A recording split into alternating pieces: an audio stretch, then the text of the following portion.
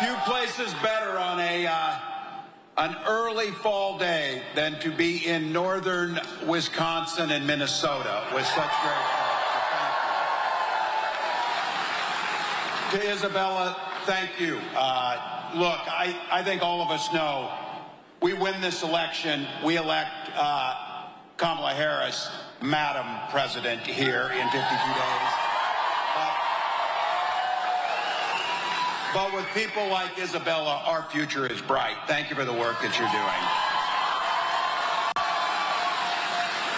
Mayor Payne, it's always good to be back. Thank you to all of our local elected officials who are here. I'd also like to say we've got a lot of work to do in 52 days, but we're pretty lucky. We've got some incredible folks to elect up here in this part of the country.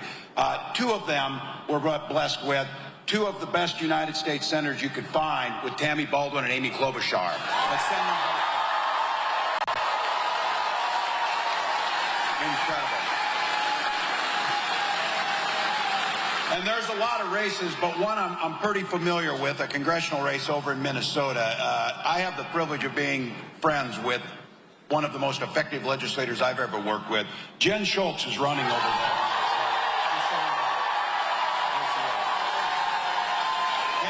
And look, this is one of those deals where you get an incredibly accomplished public servant who's in it for the right reasons, and we make sure we give Kamala Harris a majority in the House of Representatives.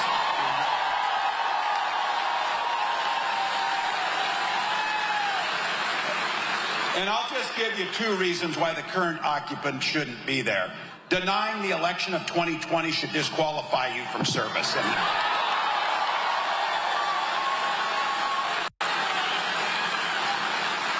And when those 4,000 jobs in replacing the Plotnik Bridge, don't come crawling over here when you voted against it and tell us you had something to do with it. He had nothing to do. Go get Jen elected and so many others. Thank you. Look, every time this happens, when Gwen Walz speaks, people always say, well, why isn't she running? So she's got lots of things that are happening. I did notice this, though, when she was practicing her speech, she said, my husband, Tim. I thought it said your wonderful husband, Tim, in those things. So, she's an English teacher. Words matter. That's it. And she also mentioned, three of my sister-in-laws are here today, too, with me. I'm super excited. Are you seeing a pattern here? Two incredible senators who happen to be women. Jen Schultz, who's going to make a wonderful member of Congress. Gwen Walz, these three. Here's my life hack for all of you. All the guys out there, whatever, here's my life hack. Surround yourself with smart women and listen to them, and you'll do just fine. You'll do just fine.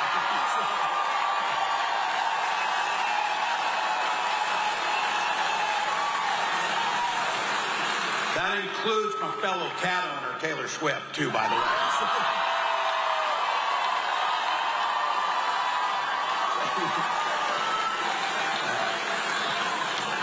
It's really great to have all of these women help us beat the smallest man in the world, Donald Trump.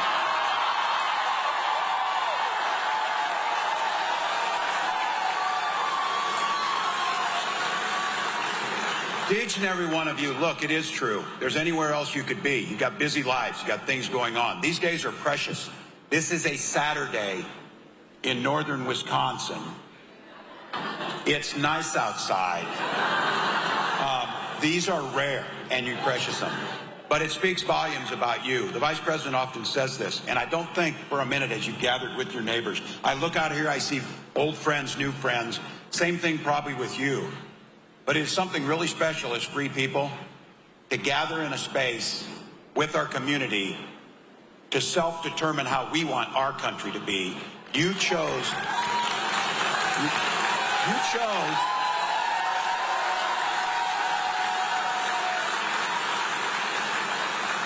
chose to be here, and the incredible people on the Wisconsin Coordinated Campaign, all the local folks who do this, you did that. You came here for this moment because of what Kamala Harris always says, a beautiful, simple reason. You love this country, so thank you. Thank you.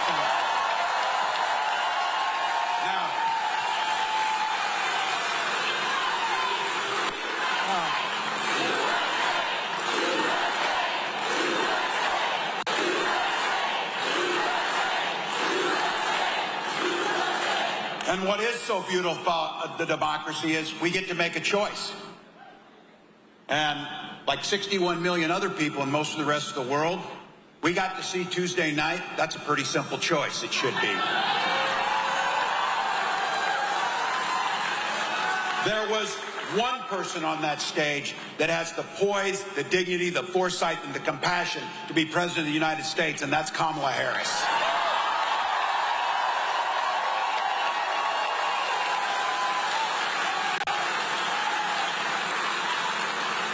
She commanded that room. She's tough, she's tested, she's ready, and I can tell you, I am so incredibly proud of her, but I tell people this. Someone came up to me and said, Dave, the vice president did an incredible job. I'm so surprised. Why were you surprised? You need to ask yourself why you were surprised. A prosecutor, county attorney, attorney general of California, prosecuting transnational gangs and other criminals, United States Senator and Vice President of the United States.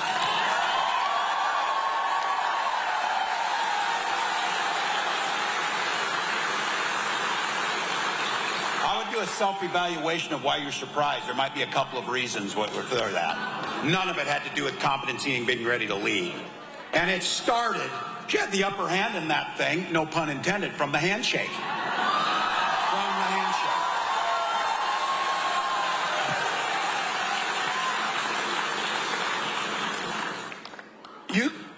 You saw it in there.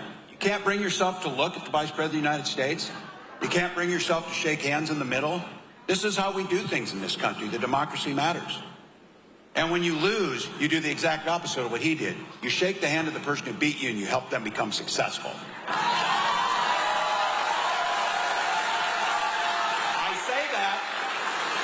say that because in 52 days, he's going to have to do exactly that. Exactly that.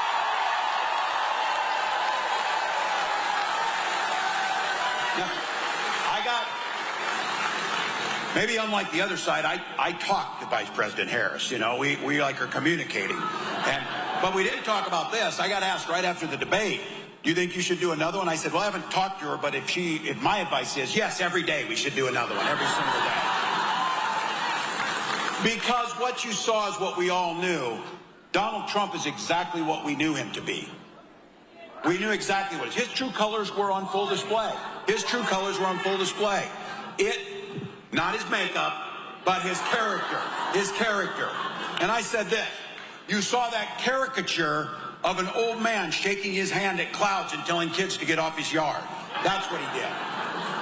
Obsessed with the past, and this is what's unforgivable. Rooting against the American people. Rooting against this country. Everywhere he goes, terrible city, terrible place, terrible state. All these things. I wouldn't go. Always, as the governor of Pennsylvania says,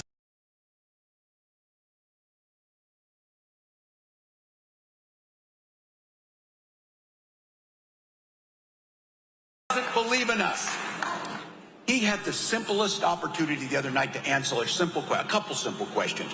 First one being, he refused to say he wanted the free and brave people of the democracy of Ukraine to win the war. And here's what I'm going to say to Wisconsin. Thank you for the deep dignity that I know exists here. Yesterday, I was in Wausau with a group of folks down there. And it's nice. It's your state. Go there. Visit it. No, we're there. And I got a chance to meet a couple of people. Anastasia and Anton and their young son. They were forced to flee Ukraine during the war.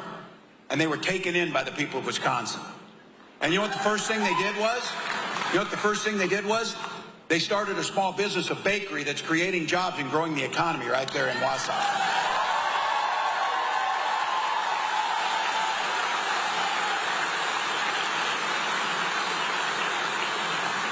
And when I told them that Vice President Harris had no problem answering that, and I have no problem answering that, and people who love this democracy and understand we stand with our friends, it's a very simple question. Ukraine must win that war and push the aggressors back.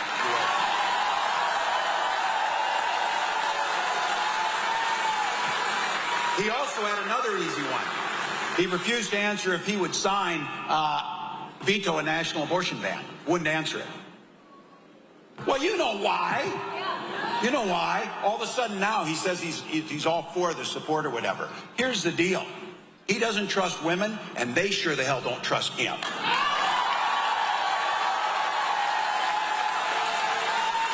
And for all of you, I would have never imagined in 2024 we're here, but it's a privilege because all of you are here to fight this fight.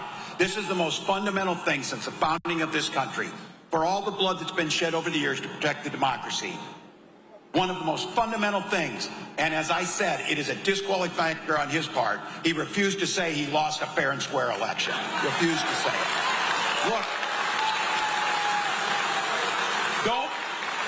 don't allow us to become the frog in the slowly boiling water, to pretend like that's any way normal or okay. Say it every single day. He lost the election, he's trying to lie about it, and he will do so again.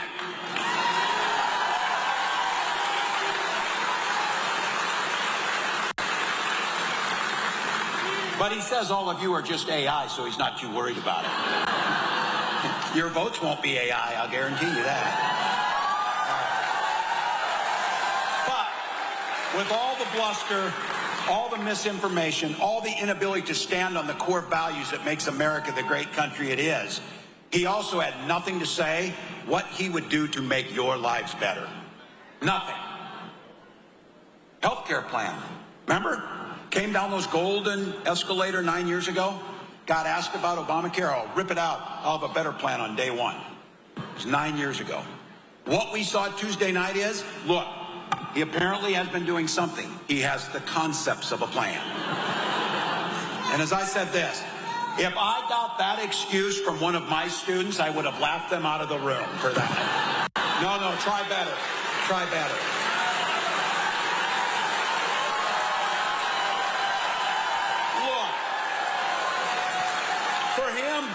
For him, it's a soundbite. It's nothing. For you, it's the pre-existing condition you had and your insurance company wouldn't pay the bill, means now you can go get treated. You can take your children in. You can't be discriminated against. We can get checkups on time and prevent illnesses down the road. The ACA has provided millions of people a healthier, better, freer life for them and their children. For him, it's a talking point. Let's just be honest. He doesn't know what's in the ACA. He's never read it. He never looked at it. He doesn't know. Not once did he ever worry that he would have to pay a medical bill. They're out of touch with who we are. Kamala Harris, who grew up in that middle-class family, around a kitchen table where you have to decide how you're going to pay the bills with her single mom, she understands that. Donald Trump has no plan for you. His plan is for what's good for Donald Trump, period.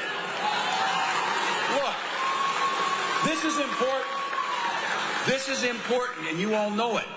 Because, look, we all deal with it. Friends, neighbors, family. Oh, I like Donald Trump. You know, I don't really like how he swears and gets convicted of felonies and found liable for assaulting women. I don't really like that. Good, I'm glad you don't like that. But then they always go, I like his proposals. Which one? Taking your health care? Forcing women to bleed out in parking lots because they can't get health care? Tax cuts for billionaires? And I say this, if you're a billionaire and that's all you care about, he may be your guy. But if you're a working class person, a middle class person, a community member, I can't find much there. And the thing is, you don't have to look very far. He's not giving you much detail, except it's really great. They made it easy for us. They printed 900 plus pages in Project 2025. Are you watching this? They're all mad as hell at the guys who wrote this now because it got out there. This was the thing, you said the quiet stuff out loud before we got elected. Yes, they did. No one wants that agenda. No one who's not a billionaire wants that agenda. No one wants government in your bedrooms and your exam rooms. No one wants to make drugs more expensive. No one wants to avoid dealing with climate change or making prices more affordable for folks in the middle that we're trying to do. They have no idea about any of those things. So look, these guys on the other side, you know what they stand for. Here's what I'm most proud of. I'm proud with our side of things. While Donald Trump spent his time whining, crying, grievance-filled. Oh, they did me wrong. They did me wrong. It's difficult to be born with millions of dollars. It's difficult to not pay your bills. It's difficult to have the Supreme Court say you can do whatever the hell you want with no consequence. Apparently, that's difficult for him. Kamala Harris spent no time doing that. She talked about you, and she talked about the future. She talked about...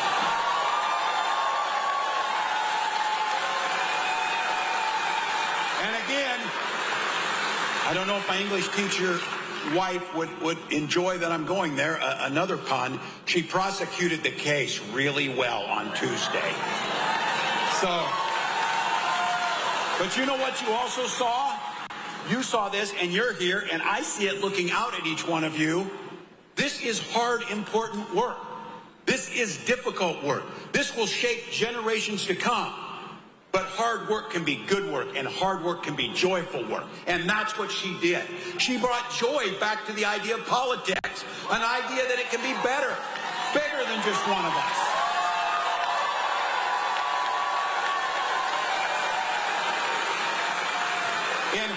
In her entire professional career, she's had one client: the people. The people. And she says this. In her entire career, prosecutor, attorney general, senator, vice president, she never asked Democrat or Republican. She asked, are you okay? And what can we do to make things better? So look, we were in Pennsylvania on this bus route. This was really great. We're old school. We're getting on these buses and we're going into red areas and we're talking to anybody who's out there. Because look, let's just be honest, and she knows this better than anybody. We were looking out at a crowd of supporters, and there was a whole bunch of our supporters with signs just like you, and we're all excited, and really great T-shirts, by the way, up front here. And then on the other side of the street were folks who weren't our supporters. It's easy to tell. They're all in the same hat. As I always say, a group of independent thinkers on one side of the street, over there, ready to go.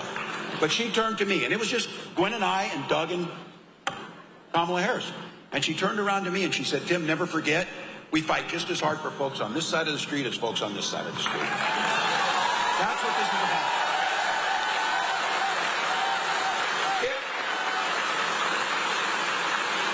This is why talking to your neighbors, as Gwen said, this is why the work of the next 52 days. People are undecided. Look, I think it's pretty obvious. Most people don't like him. It's not... If this were about having the best ideas or the best candidates, I think we would win most of the elections, because that's the way it usually works out. But that's not what happens. This is about hard work. It's about going out and talking to people. It's about telling them what it matters. And the things we're talking about in this room will help folks who are buying those flags, wearing that red hat, and believing that Donald Trump's with them. What you know is health care for their family, good public schools, infrastructure investments, the right to control your own body.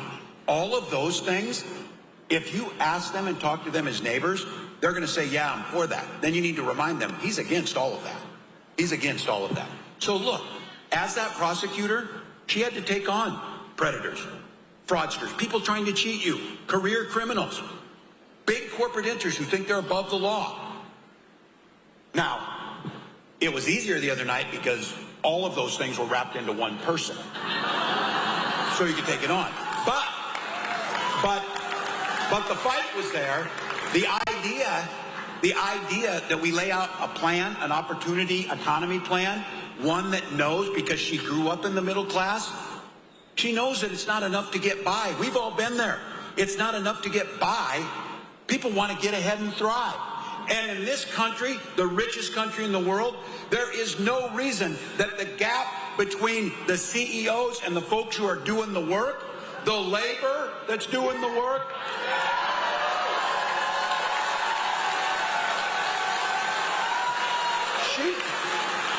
the most basic democracy is the ability to collectively bargain to get something. Look, they're doing just fine. But you don't need $400 million when people are just trying to get by. We finally started to see, because of the work of Kamala Harris and our labor friends, brothers and sisters, we're seeing wages finally start to keep pace, starting to go up.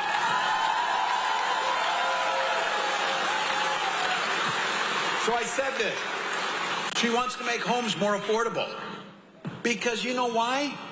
She watched her mom scrimp and save for years to buy that house. I watched my mom worry after my dad died and the medical bills there, will I be able to keep my house?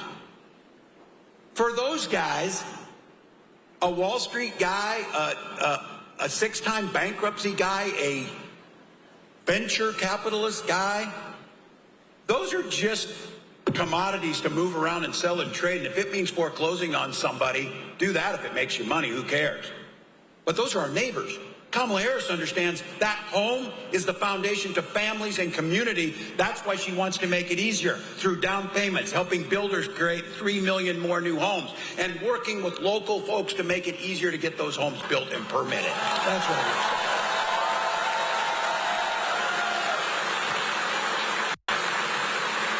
And when she talked about prices and price gouging, it was fascinating to me to watch how fast Donald Trump and his running mate jumped on to defend price gougers. Look, 37 states already have laws against that. But the thing that really gets me is we're trying and figuring out how to keep prices lower. Our farmers are working dawn till dusk, and they're getting $3.90 a bushel for corn and $10 for soybeans. They're not getting rich. They didn't grow the food. They didn't process it at the factory where labor did that. Somebody's pulling off a chunk of money out there that has nothing to do with getting that to you. That's what she's talking about. If you're jacking up the price illegally, you should stop that.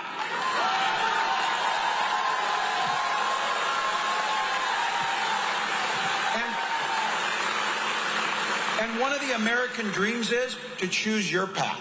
And none of those paths should be closed out. The idea, if you've got an idea for a small business, it should be easier to start that small business. That's why she proposed increasing the tax credit so you can get up and off the ground. Making sure then that you've got health care so that that doesn't drive you out of a small business.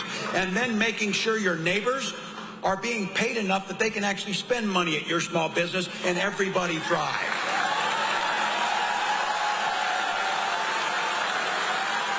Look. I know you've got it here. This is the part, this ability to be able to collectively bargain and organize. Let's not forget our history, America. The labor movement starts in Wisconsin. It's Wisconsin that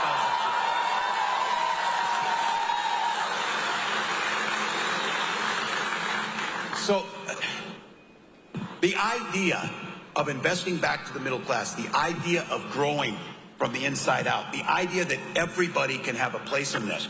We have a Minnesota saying from one of our senators who we lost way too soon, who says we all do better when we all do better.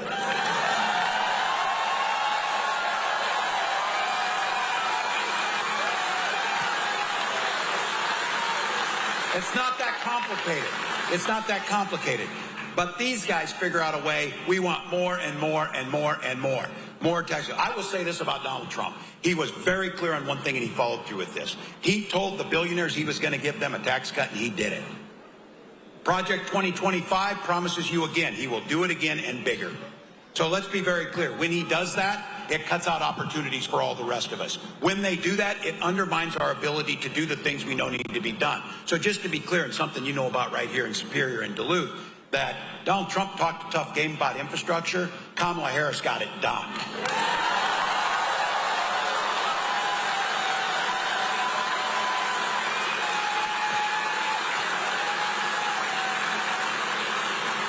By the way, that Plotnik Bridge is built by all of us. That's the guy who's trying to figure out how to not pay his damn taxes so that he doesn't have to fix it. All of us understand that bridge creates economic opportunity, connecting us together, both physically and as a people. It makes good sense.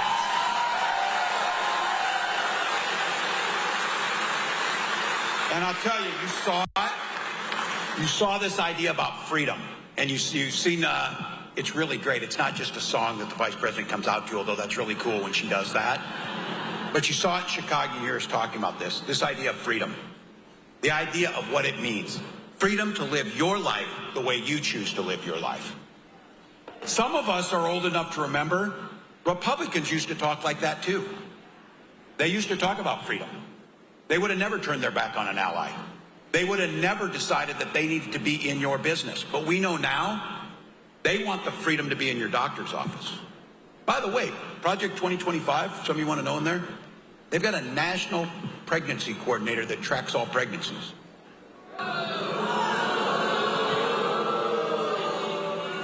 That seemed like too crazy for George Orwell to put in his book, but they did it.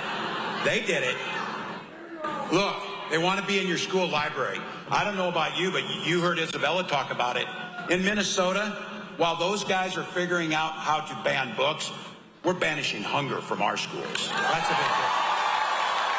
Big difference.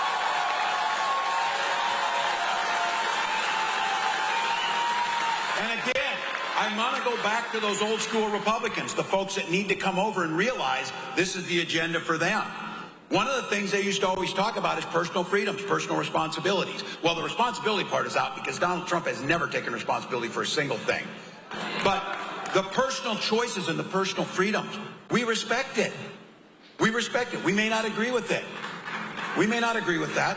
Look, I get it. There's some of you choose the Packers over the Vikings. That's your choice. It's your choice. Oh, give it to me. Give me my moment. Give me my moment. We don't have any Super Bowl rings. Just give me the moment. But look, we may not agree and we may differ, but you've heard me say it, and I know it's a Wisconsin rule. I claimed it for Minnesota, but I know you've got it here too. The golden rule that makes everything work better is mind your own damn business. Mind your own damn business.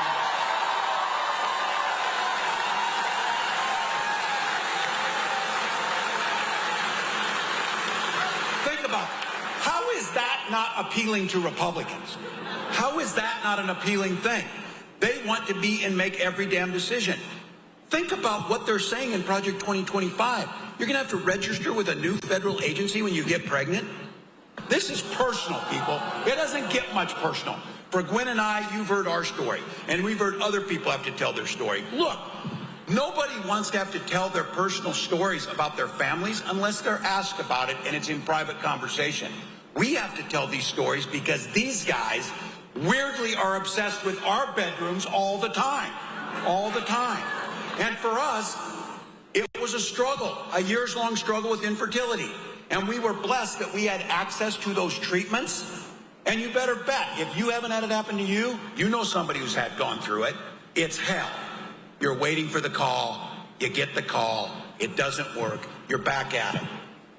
And then there's the two of you wondering how. All you want to do is have that child. So you better bet in our family, when we finally had that little girl born, we named her Hope for a very particular reason.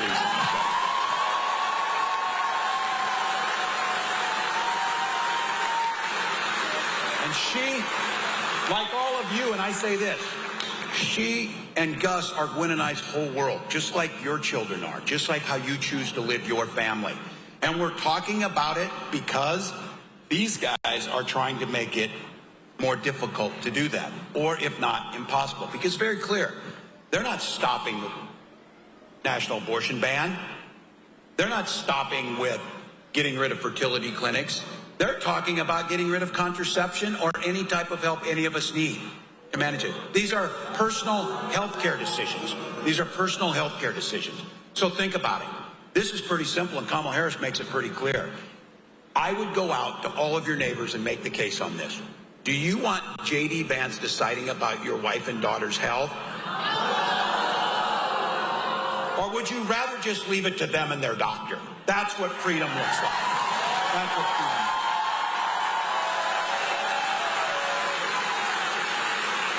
like. So message it to your neighbors. You and people should make the decisions, not politicians, about your personal health care. It's as simple as that. So look.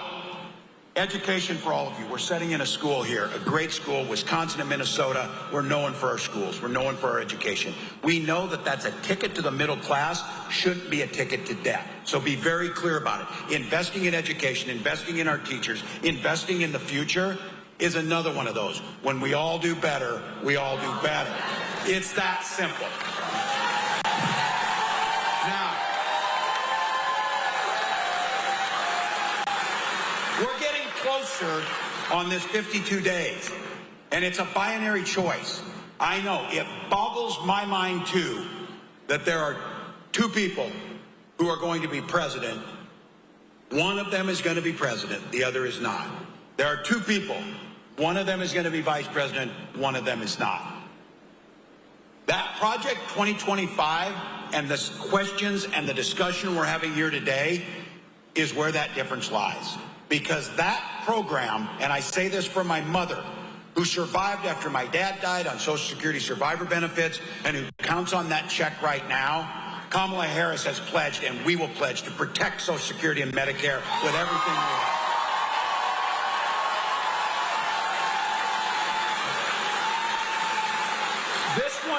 This one is the difference. People see the world from where they stand.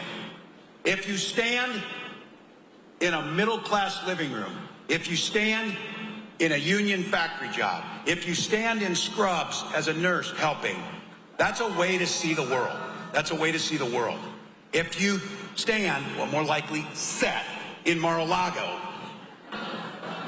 or in a venture capitalist high-rise on Wall Street, why would you care if the Social Security check shows up? You don't care about it because you don't need it. So you're looking for the tax cut. Well, I'll tell you who does need it. My mom. She pays for her heat. She pays for her food with her Social Security check. And it is the best anti-poverty program ever devised in this country. And we have to push it. All right. So here's the deal. I say this. I know very clearly, you may not have thought so, but I know it. I am preaching to the choir.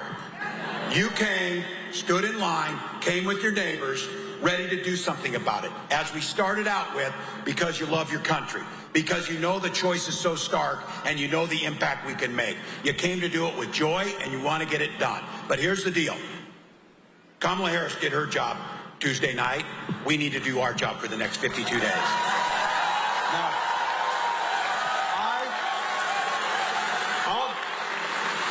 I'll go to my grave not understanding why, but I know it's a fact. This is going to be a margin of error race, and it's going to be won in a handful of states. One of them is the state of Wisconsin.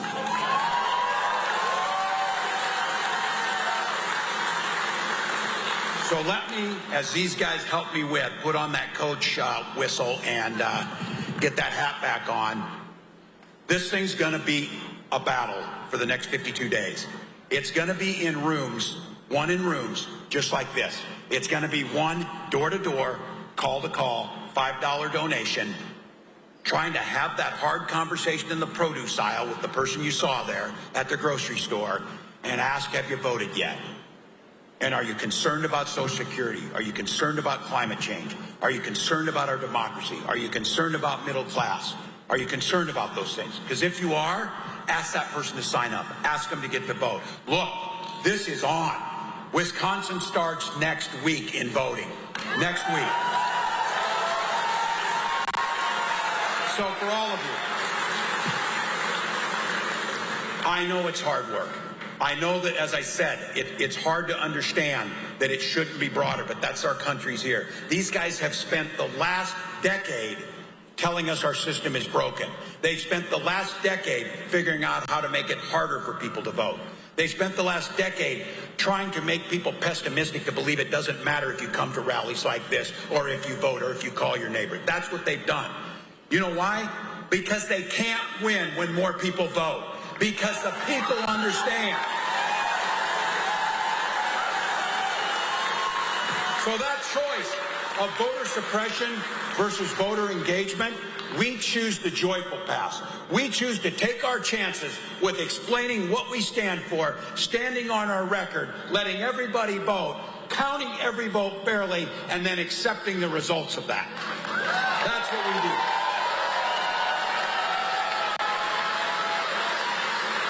So here we go, folks. Every vote's going to matter. Every precinct. One more vote in each precinct can make the difference in what happens for the next generation in this country. The difference between keeping that guy as far away from the White House as possible and putting in a president who understands and cares about you. That's what we get to do. So,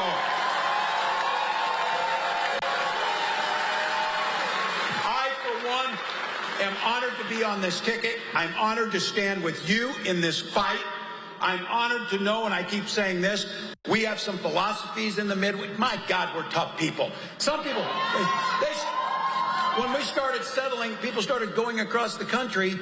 Some of them kept on going until they ended up a place where it's really warm and they have palm trees. Not our people. Not our people. We stopped here. We stopped here to carve it out. Because we're tough, we care, we're resilient. And we understand that when you stick together, we can get this done. So for all of you here, all gas, no break, 52 days to get the work done, sleep when you're dead. Let's give it our all and think about it. That 53rd morning when you wake up, we get to say, congratulations, Madam President. Let's go.